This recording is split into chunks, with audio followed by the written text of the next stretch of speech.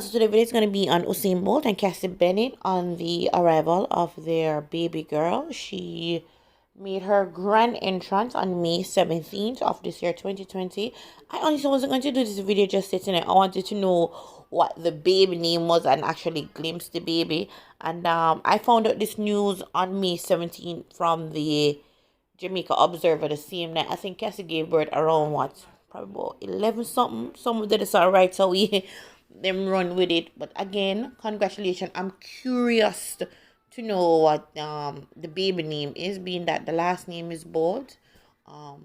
What actually is her first name. So again, congratulations onto the new parent as they enter into a new chapter of their life and relationship. So congratulations to Usain Bolt and Cassie once again on the birth of their daughter.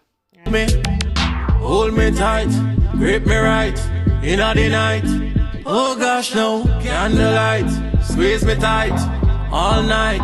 Oh gosh, no.